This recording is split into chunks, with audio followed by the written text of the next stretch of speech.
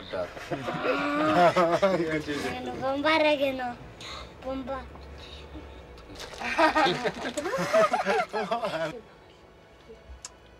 Ахны нэг юу байгаа? Энэ чи нэг том охин.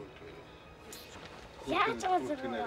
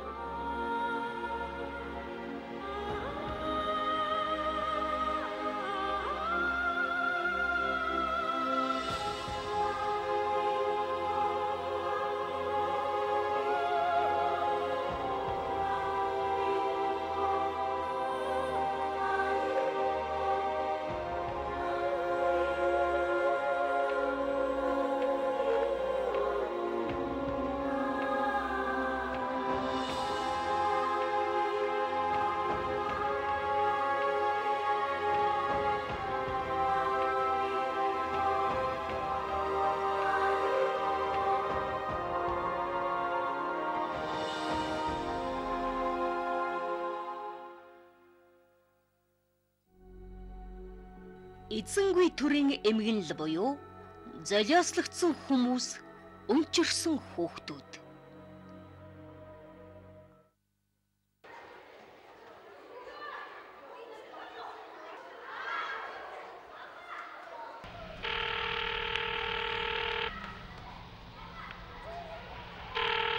Их чинь өмнө говьо хонгоцны тасалбар захиалчихлаа. Миний дүү хичээлээ тараад шууд ирээрээ. Өмнө говьо юу болсон? Ээж нь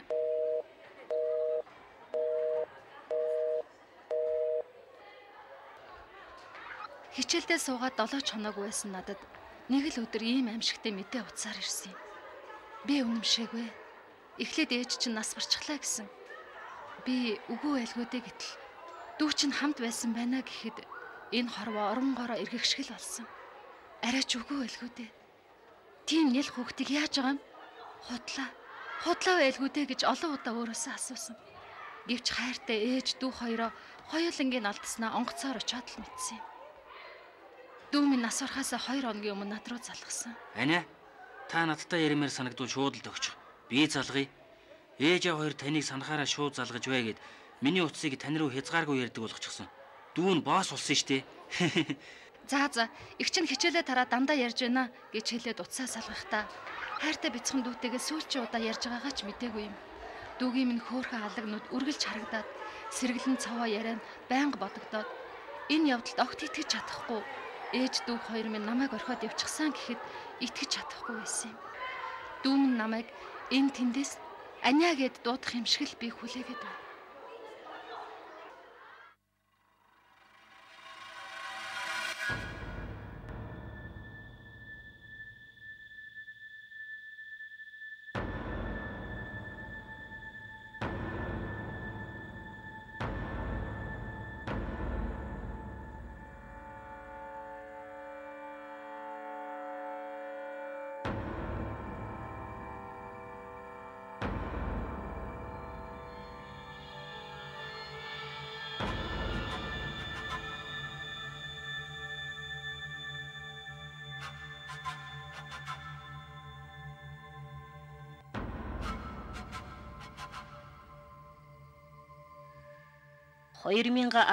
оны 9-р сарын 9-ний хүйтэн салхи сэржигэнсэн намрын чихүн өдөр байлаа.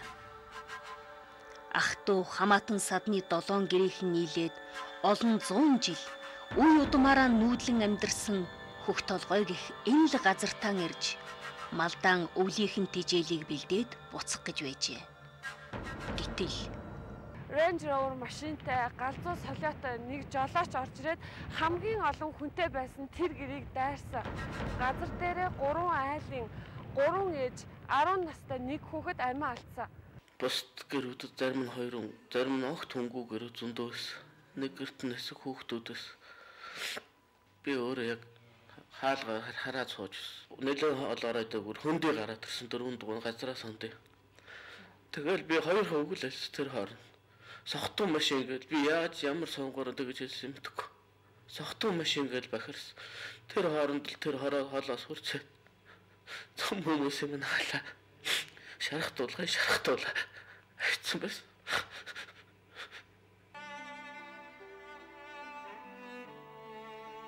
Талигаачин гэр хүйт даажээ.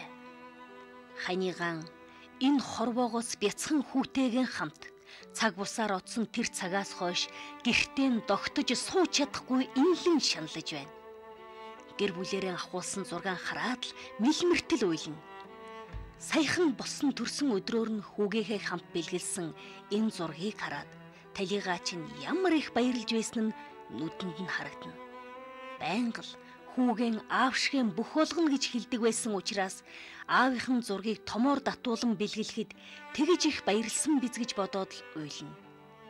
Түүний сэтгэл будран цацагдж нүдэн дээрэн хайрт хань хөөхөн хүүгэн алдсан тэр л өдрийг мартаж үлч чадна. Тэр Талигаач нүс 3 том Талигаач нүс цөмөр байгальд хэлэхдээ миний хүүч гэсэн байгальд хэлэхдээ хөтөө яваад явж гол аава чихэр ичдэ чихрийн ганцаасаа хаана их вэ? Аавда кармалчих тхүүгээл тэгдэг. Дөө маань амьд тахаа байхдаа энэ газар нутаг уулсаа хайрлж хамгаалж олон гэрийн барай үлдээхгүй гэж өртлөөнд давжаа цутгаа тэрэн дээрээ жил ирж зусдаг. Тэрэн дээрээ гэрэн барьдаг. Энэ нутаг усаа хайрлж хамгаалж явдаг хүн байсаа. Бадамжийн гом маань одоо малчтыг одоо нөхөрлүүлэг болгож малчтын мал хас гадуур одоо орлого олох талаас нь одоо маш их яадаг. Ёстой лидер бүсгүй байсан юм да. Одоо яа гэхвдээ одоо ингээд торвоо аваад явуулчлаа да. Энэ уул уурхайны одоо гай барцадаас болж. Үнэхээр сайн хүмүүс л эрт хальдаг ажээ. Тэдэнд тэнгэрт очиод ч хийх ажил байдаг үзээ. Талигаач Бадамжийн хуйццаг Садангийнхан олон малчин эмэгтэйчүүдийг удирдан 5 эрдэнэ малчны холбоо байгуулад амьдрал ахуйг нь сайжруулахад нь чиг болж байсан хүн юм. Намрын чихүн тэрл өдөр Талигаач хамт ажилдаг бас хүү Садангийн 2 эмэгтэйтэйгэн гэрт хоол хийгээд сууж байсан гэдэг. Гэтэл өнөөдөр гэрт хамттан байсан үеэл Алтанзул болон Альман ч мөн тэнгэрт хаяад байна. Талигаач Алтанзул 7-оос 14 насны 2 хүүхэдтэй байсан юм. Баг хүү болор эрдэнэ нь аймгийнхаа сургуулийн 2 дугаар ангид сурдаг. Тооныхон хичээлд дуртай, ангийнхаа онц сурлогтнуудын нэг гэж хэлэх энэ хүү сүүлийн үед гэрт нь олон хүн ирэх болсонд нэг бодлын гайхаж, нөгөө бодлын баярлаж байгаа нэлхэн. Харин их чин тэр өдрөөс хойш хинтээ ч юм ярихгүй. Урдих шиг өөтөө тоглохчгүй байгаад жаахан гомдох ажээ. Балар эрдэнэ. За балар эрдэнэ хэдэн тастай вэ? 70 хэрч хэдгээр анги гэсэн үг лээ? 2. Хичээлдээ хэр сурж байна? Нэгдүгээр анги ямар дүндээ төгссөн? Онцоо. За. Ингээд одоо тэгээд 2 хүүхэд болтой их л хэцүү л байна. Шин мөн зүудэлтэй одоо дуулаагаа битгэрсэн одоо тийм юм дээр л баг нь бол одоо тэгээд хүн хараал инээж хөрөлөө болгоос ирнэ. Шин унтах юм утгатай хэцүү л байна л да гэр. Томон ч гэсэн одоо өстөө шугаар баг хөтөлтөө хичээл нөх их муучаад байна бас. Гэрт амиа алдсан 4 хүнээс хамгийн сүүлд амьсгаа хураасан нь Талигаач Алтанзул бөгөөд нэгэн зүйлийг хэлэх гэж чадаагүй гэдэг юм. Магадгүй нөхөртөө хүүхдүүдэн сайн хараарай. Чи минь ухаантай шүү гэж хэлэх байсан бизээ. Талигаач Алтанзулын гэрт өдгөө нас үдэр 72 шүргэж яваа ээж нь хамттан амьдардаг юм. Нэг охин нэг зэдүүгээ хүүхдтэй нэг бэрхэн хэлэрдээ алдаж байгаа. Тавтаж ихтэй лээсэн. Харвшгүй хүн өнч үлдэж шүү дээ. Хэцүүлж энэ жаахан модор хаан талыг энэ жаахан хүчтэй бас нэг жаахан газар нутгийн хайрласан сэтгэлтэй ажилтнууд бол зүгээр бодхоо.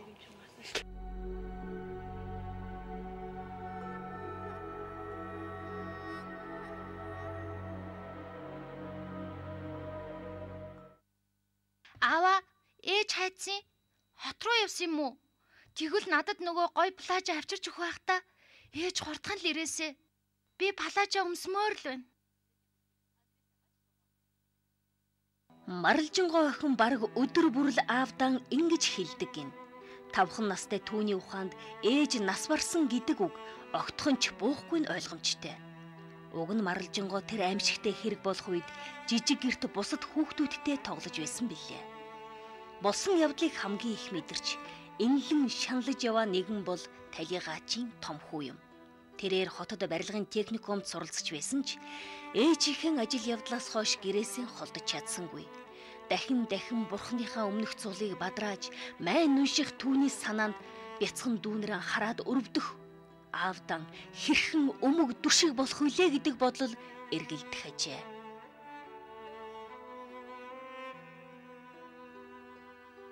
Яалч одоо ингээл эдээ хүүхдүүд ихэл 3 хүүхдийн хэлтэл бол амтынхаас чарахгүй болсон.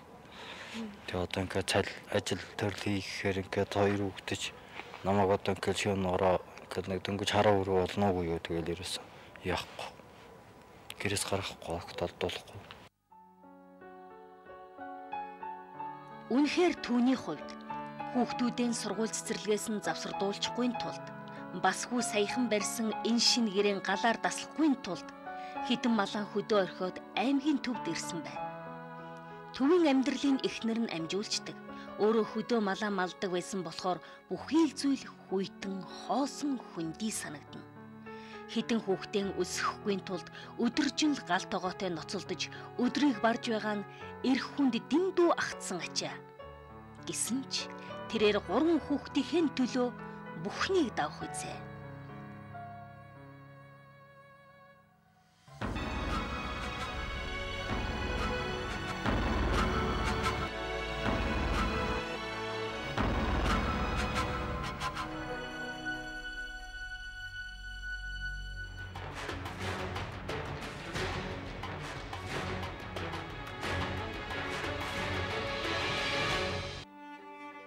Есдүгээр сарын 9-ний тэр аимшигт өдрөөс хойш бараг 3 өдөр говь нутгийн тэнгэр уйлгинжээ. Тэнгэр хүртэл энэ аимшигтэй хэргийг хараад тисч чадаагүй байна. Өнчирч үлдсэн хүүхдүүд, зүрх сэтгэлдээ шархтай үлдсэн аав, ах дүү нарыг хараад тисээгүй биз. Гэрт байсан 7 хүнээс амьд үлдсэн 3 хүний нэг нь цагаан цэцэг гэдэг энэ л эмэгтэй. Тэрээр аимшигт өдрөөс хойш ухаан санаа нь орж гардаг болсон байна. Хөөхөн хүүхэд нь уйлгнахад ч зочихгүй нүд нь гүлийж гүн бодолд дарагдана. Түүнийг сэтгэл зүйн эмч үзээд сэтгэл зочрон гутрах эмгэг илэрсэн учраас аль болох тайван байх хэрэгтэйгээд эм бичиж өгсөн байна. Толгойн доторлолтон их юм бодогддог. Олон буруу юм юу ч ямаагүй бодогдоод байдаг. Онцгүй бодлоо одоо янз бүрийн ярина одоо сайн дээр болсон үйл явдал одоо инглээ тэглээ гэл ягаа яач вэ тийм л юм байна да. Тэг онцгүй ерөөс унтж явдаг. Шунч унтахгүй дөрч унтахгүй 2-3 хоног. Би хүртэл одоо олигтой гинт салхи сурах ингээ ширх гал машин энэ төр их юм бол нэг ухсгээ такка бас такка бас өөр чочоо атсан гэж чочоо гарахгүй л ингээ байдаг. Тэгэхэд бол би энэ одоо ингээ өвдсөн байгаа юм бол их хэцүү байгаа. Тэр аимшигт өдөр дахин бүү давтагдаасаа гэж зовлон бие сэтгэлээрээ мэдэрсэн хүн бүр сэтгэлдээ залбирна. Гэсэн ч хүний амьдралд юу ч тохиолдож болно. Энэ зовлон хэний ч амьдралыг ялахгүй дайрдаг нь аимшигтай. Тийм ч учраас манай ард түмэн эрт дээр үеэс зовх цагт нөхрийн чанар танигдана гэж хэлж ирсэн билээ. Тэр дундаа суурин амьдрал чилжээд 1-2 зууныг үзэж байгаа манай монголчуудын хувьд зовсон ард түмэндээ ээлэн харуулах нь төр засгийн үүрэг хүн чанар юм. Одоогоор одоо яг ар гэрээс нь бол одоо хэдэн өгдөн чи хоцорсон яасан хийсэн судалгааг нь авах шатанд тал явж байгаа л та. Хүн хүсвэлэл харж хэрэгтэй бол сонсдог нь маргаангүй үнэн. Үүнээс гадна орон нутгийн цагдаагийн хилтэс ч гэсэн судалсаар л шалгасаар л байна. Одоо айлын гэр дайрч цогтуугаар тээврээр эргэлж болоодсны удмаас хүний амьнаас зохиорож хүн гэмтээс хэрэг. За энэ хэрэг одоо цагдаагийн байгууллагад шалгагдж байгаа. Тухайн этгээдийг сэтгхтэй этгээдэд татаж одоо 20 цагдан мөрдөн байцаалтай ажиллагааг явуулж байгаа. Үлдсэн хүмүүсийн сэтгэлийн шар ханиагүй, нулимс хатаагүй байна. Тэд Монголынхон төрд итгэх итгэлэнтэн өдөр хоногийг өнгөрүүлсээр.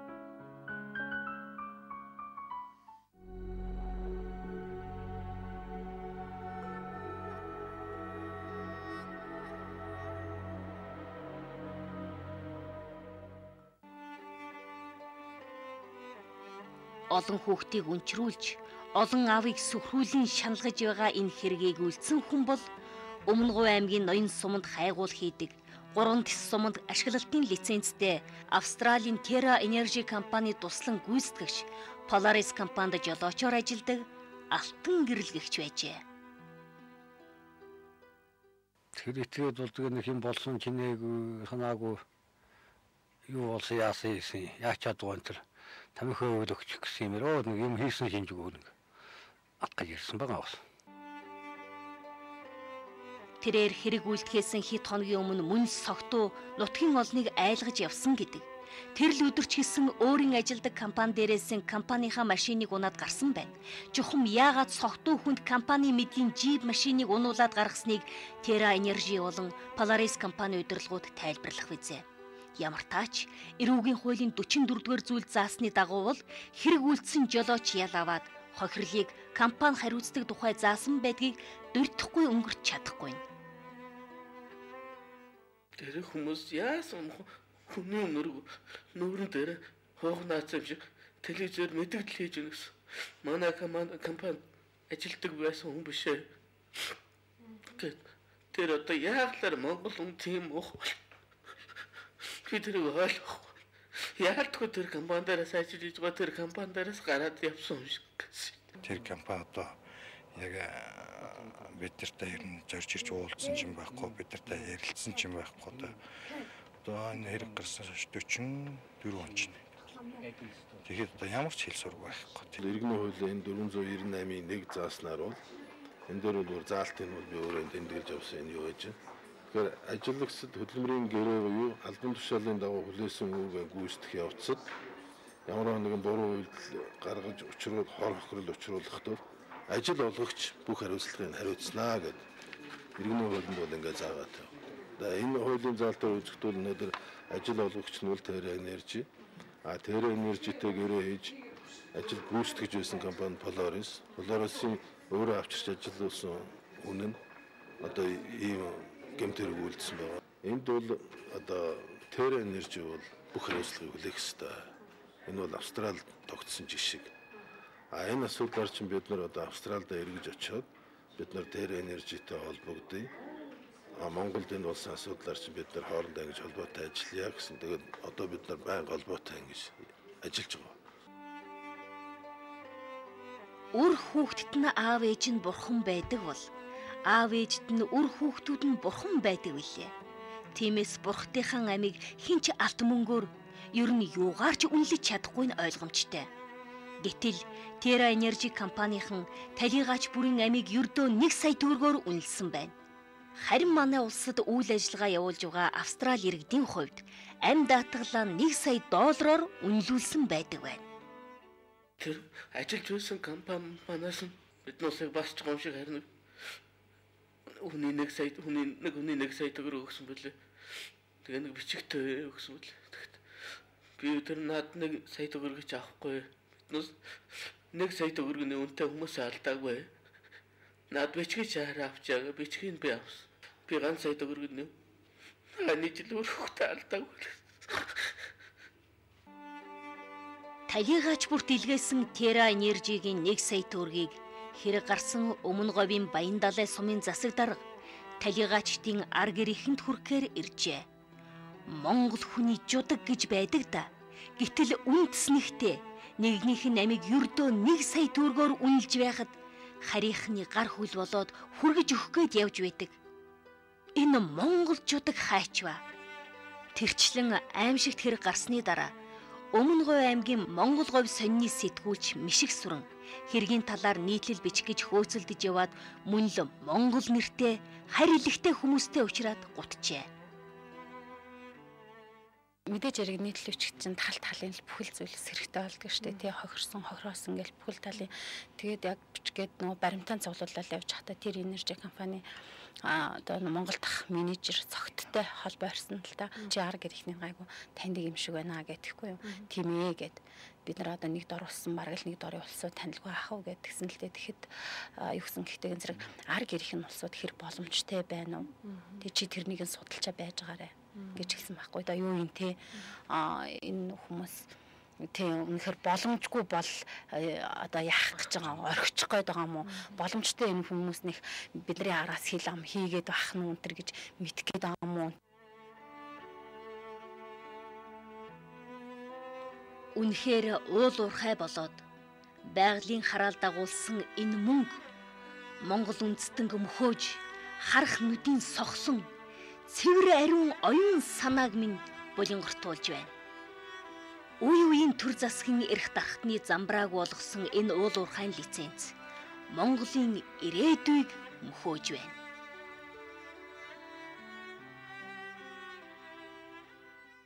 Энэ байлгийн хангаагаар миний орон нутаг ухад төнгөөгүй газар шигж байхгүй. Эдээд чинь хүн 8 амьдралаараа хохирол. Хөдөөний малчид ихэд ямар ч амьдрах боломж байхгүй. Үргэлж айдас төгшөрдөл байдаг. Ийм л орчин бий болчлоо л доо ер нь бол Монгол хүн малаа нядлахад сүйтэй юм, ноостой юм, үр төлөндөөсөө юмгээ малаа авч чаддаггүй шүү дээ. Тэгэхэд тэр дөрвөн өнгөрсөн газар бол багахан боёснээс болон тархацрал болсон. Энэ л үнэхээр аимшиг. Манай аймагт нь үргэлж байгаа. Үнэхээр хариуцлагагүй уул уурхай гэдэг чинь ер нь тэгээд энэ Монгол орны хөгжил тийм сайнаар нөлөөлд юм уу? Мэдээгүй.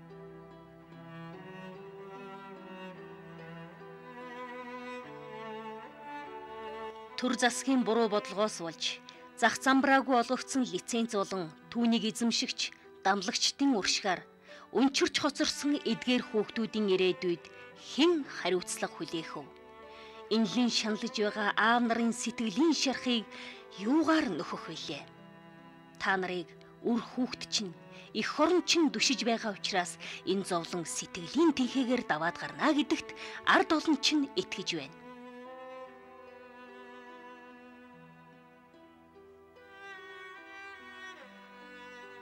Ер нь жинхэнэ шудраг уул уурхайг хөгжүүлэх нь бидний аминд тулсан асуудал болжээ.